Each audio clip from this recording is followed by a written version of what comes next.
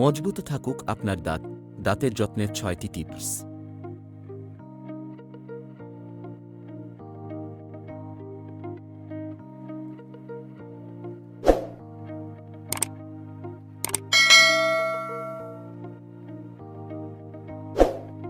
দাঁত থাকতে দাঁতের যথাযথ মর্যাদা আমরা অনেকেই দিতে পারি না। প্রাপ্ত বয়সে এসে দেখা যায় স্বাদের দাঁত এবড়ো থেবড়ো, উঁচু নিচু হয়ে বসে আছে।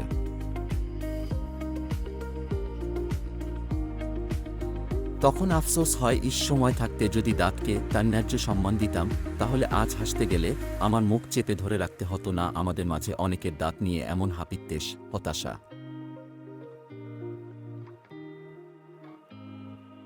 বাঁকা দাঁত সোজা করতে কত দৌড়াদৌড়ি আমাদের। হলুদাব দাঁতের জন্য আমাদের খেতে হয় নাকানি চুবানি। কিন্তু আমরা যদি একটু সচেতন হই, তাহলে খুব সহজেই আমাদের দাঁত ফিরে পেতে পারে তার হারানো গৌরব। কিংবা এই নিয়মগুলো অনুসরণ করলে যাদের ঝকঝকে দাঁত রয়েছে তাদেরও হলুদ হওয়ার ভয় থাকবে না। তাহলে চলুন জেনে নেওয়া যাক দাঁতের যত্নের কিছু tips.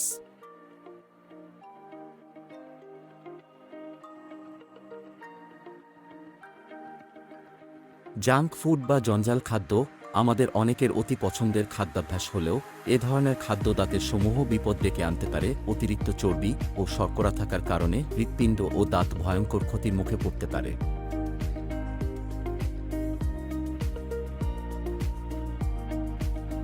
Chocolate, chewing gum, lozenges, ice cream ও মিষ্টি জাতীয় যে কোনো কিছু খাবার খেয়ে খুব তাড়াতাড়ি দাঁত ক্ষয় হয়ে যেতে পারে। দাঁতের ক্ষয়রোগ এড়াতে অভিভাবকদের উচিত শিশুকাল থেকে বাচ্চাদের জাঙ্ক ফুড গ্রহণ থেকে বিরত রাখা।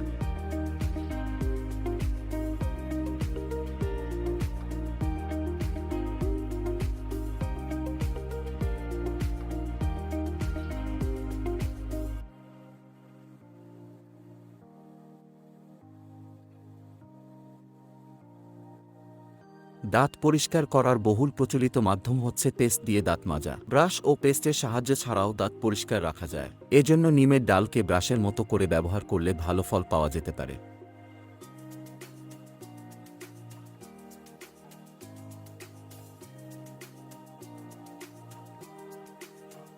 ব্রাশ করার সময় খেয়াল রাখতে হবে যে দাঁতের ফাঁকে লেগে থাকা খাদ্যকণা পরিষ্কার হয়েছে কিনা। বছরে ন্যূনতম 2 বার দন্ত চিকিৎসকের পরামর্শ নেওয়া ভালো।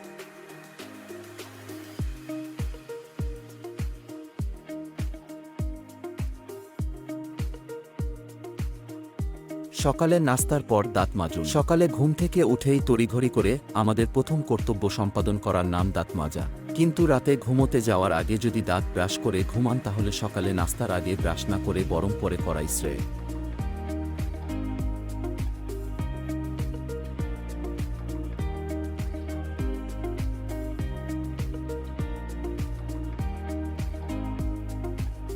কেননা রাতে ব্রাশ করলে পুরো রাতেই আমাদের দাঁত পরিষ্কার থাকছে। তাই সকালে অযথা তাড়াহুড়ো না করে নাস্তার পর ব্রাশ করলে দাঁতের ময়লা দূর হওয়ার সম্ভাবনা থাকে।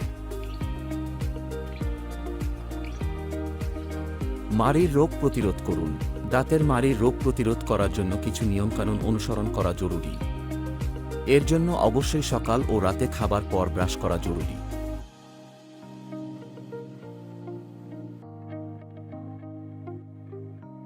প্রতিবার খাবারের পর ভালোভাবে কুলকুচি করা যাতে দাঁতের ফাঁকে খাদ্যকণা জমা না থাকে। প্রতিদিন খাবারের সাথে সালাদ, গাজর, টমেটো, লেটুস পাতা খাওয়ার অভ্যাস করতে পারলে মাড়ির রোগ থেকে বাঁচা সম্ভব।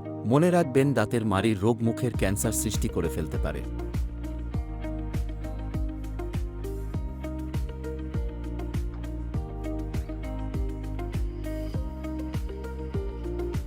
মুখের দুর্গন্ধ ও প্রতিরোধ। মুখের দুর্গন্ধের পেছনেও দাঁত কালপ্রিট হিসেবে কাজ করে। গতিশীল জীবনে মুখের দুর্গন্ধ একই সাথে বিরক্তিকর এবং অসহনশীল। যার মুখে দুর্গন্ধ সে অবলীলায় কথা বলে যেতে থাকলেও আশেপাশের মানুষদের এর মূল্য দিতে হয়।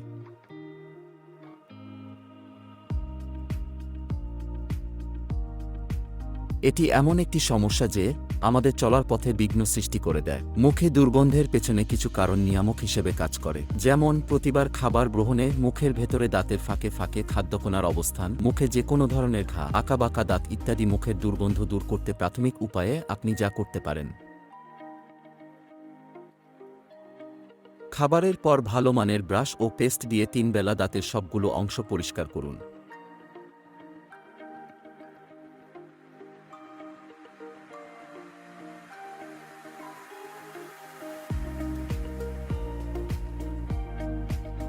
জিহ্বা পরিষ্কার করার জন্য জিভ ছুলা ব্যবহার করতে পারেন। বাজারে প্লাস্টিকের জিভ ছুলা পাওয়া যায়।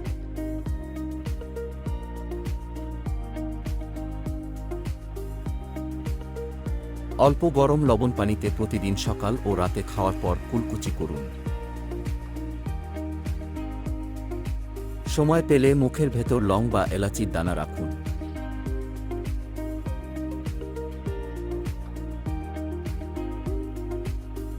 ধূমপান, জর্দা, পান খাওয়া পরিহার করুন।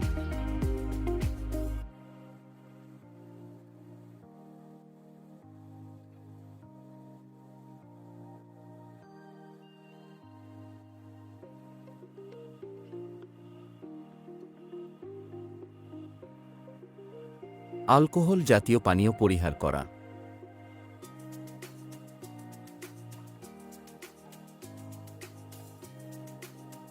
দাঁতের জন্য খাদ্য। দাঁতের জীবনী শক্তি বাড়ানোর জন্য নির্বাচিত কিছু খাদ্যের প্রতি নজর বাড়াতে হবে। ফল জাতীয় খাবার যেমন আমলকি, কামরাঙ্গা, কলা, আপেল খাবার পরই খেতে হবে, এতে মাড়ি ও দাঁত শক্ত হয়।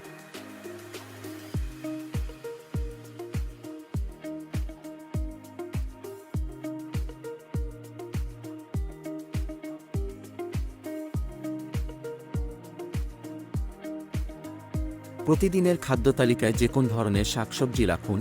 দাঁত ও হাড়ের জন্য শাকসবজি দারুণ উপকারী। মাংস খাওয়ার পর অবশ্যই যত দ্রুত সম্ভব দাঁতের ফাঁক থেকে মাংসকণা বের করে আনতে হবে। যেসব ফলে অ্যাসিড আছে যেমন তেঁতুল, আমড়া, কামরাঙ্গা ইত্যাদি খাওয়ার পর কুলি করে নেওয়া ভালো।